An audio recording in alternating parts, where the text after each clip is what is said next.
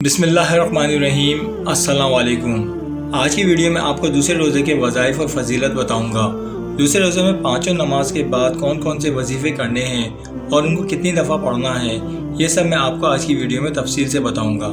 چونکہ رمضان المبارک میں ایک نیکی کا ثواب 70 گنا بڑھا کر دیا جاتا ہے اور ان وظائف کے کرنے والے کو اللہ پاک لاکھوں نیکی عطا فرمائیں گے، ان کے لیے اپنی رحمت کے دروازے کھول دیں گے، بے حساب رزق عطا فرمائیں گے، ایسی جگہ سے اسے رزق عطا فرمائیں گے جہاں سے اسے وہم و گمان بھی نہیں ہوگا۔ اس کے تمام اگلے اور پچھلے گناہ معاف فرما دیں گے، خواہ گناہ پہاڑ کے برابر ہی کیوں نہ ہو۔ اللہ پاک فرماتا ہے کہ اے میرے بندے، تیرے گناہ آسمان تک ہی کیوں نہ پہنچ جائیں یا پھر یہ پوری زمین تیرے گناہوں سے بھر جائے، بس تو ایک دفعہ مجھ سے اخلاص سے توبہ کرے گا تو میں تیرے سارے گناہ معاف فرما دوں گا۔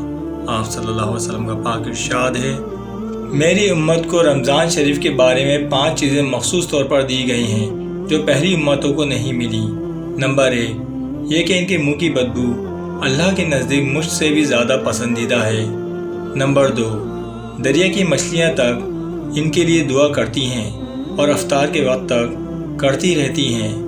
نمبر 3، جنت ہر روز ان کے لیے آراستہ کی جاتی ہے، پھر حق تعالی شانو فرماتے ہیں یہ قریب ہے کہ میرے نیک بندے دنیا کی مشقتیں اپنے اوپر سے پھینک کر تیری طرف آئیں۔ نمبر 4، اس میں سرکش شیاطین قید کر دیے جاتے ہیں کہ وہ رمضان میں ان برائیوں کی طرف نہیں پہنچ سکتے جن کی طرف غیر رمضان میں پہنچ سکتے ہیں۔ اور نمبر 5، رمضان کی آخری رات میں روزے داروں کے لیے مغفرت کی جاتی ہے۔ نبی کریم صلی اللہ علیہ وسلم نے اس حدیث پاک میں 5 خصوصیتیں ارشاد فرمائی ہیں جو اس امت کے لیے حق تعالی شانہ کی طرف سے مخصوص انعام ہوئیں اور پہلی امت کے روزے داروں کو مرحمت نہیں ہوئی تھی۔ اول یہ کہ روزے دار کی منہ کی بدبو جو بھوک کی حالت میں ہو جاتی ہے حق تعالی شانہ کے نزدیک مجھ سے بھی زیادہ پسندیدہ ہے کہ حق تعالی شانہ آخرت میں اس بدبو کا بدلہ ثواب اور خوشبو سے عطا فرمائیں گے جو مجھ سے بھی زیادہ اور دماغ پرور ہوگی۔ دوسری خصوصیت مچھلیوں کے استغفار کرنے کی ہے۔ اس سے مقصود کثرت سے دعا کرنے والوں کا بیان ہے۔ متعدد روایت میں یہ مضمون وارد ہوا ہے کہ بعض روایت میں ہے کہ ملائکہ ان کے لیے استغفار کرتے ہیں۔ تیسری خصوصیت جنت کے مزین ہونا ہے۔ یہ بھی بہت سی روایت میں وارد ہوا ہے۔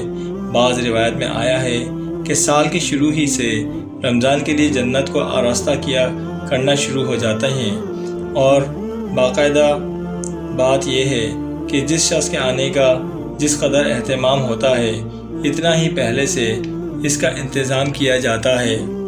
چوتھی خصوصیت سرکش شیاطین کا قید ہو جانا ہے کہ جس کی وجہ سے معاصی کا زور کم ہو جاتا ہے۔ رمضان المبارک میں گناہوں میں بہت کمی ہو جاتی ہے۔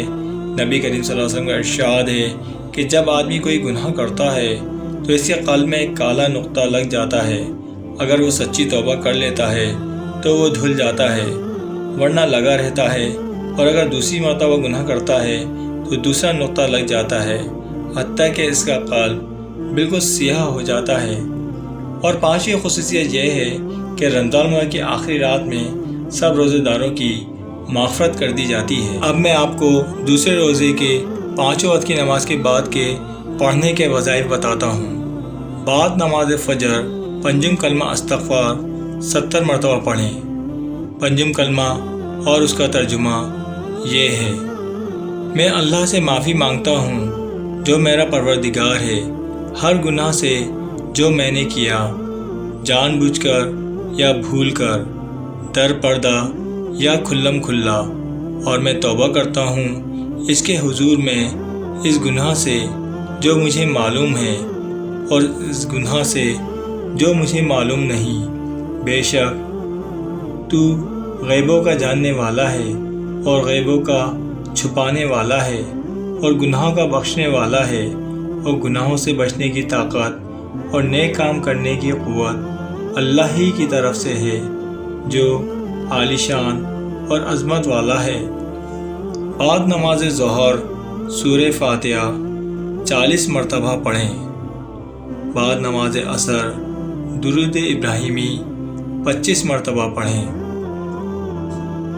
بعد نماز مغرب اللہ تعالیٰ کا پیارا نام یا وہابو 133 مرتبہ پڑھیں، اور بعد نماز عشاء صلاۃ التسبیح 4 رکعت نفل نماز پڑھیں۔ صلاۃ التسبیح یہ ہے: سبحان اللہ والحمد للہ ولا الہ الا اللہ واللہ اکبر۔ ترجمہ: پاک ہے تو اے اللہ، اور تمام تعریفیں اللہ ہی کے لیے ہیں، اور نہیں کوئی عبادت کے لائق سوائے اللہ کے، اور وہ اللہ سب سے بڑا ہے۔ طریقہ یہ ہے کہ 4 رکعت صلاۃ التسبیح کی نیت کیجیے اور اس طرح پڑھیں۔ صلاۃ التسبیح پڑھنے کا طریقہ یہ ہے: اللہ پاک مجھے بھی اور آپ کو بھی ان سارے وظائف کی کرنے کی توفیق عطا فرمائے۔ آمین ثم آمین۔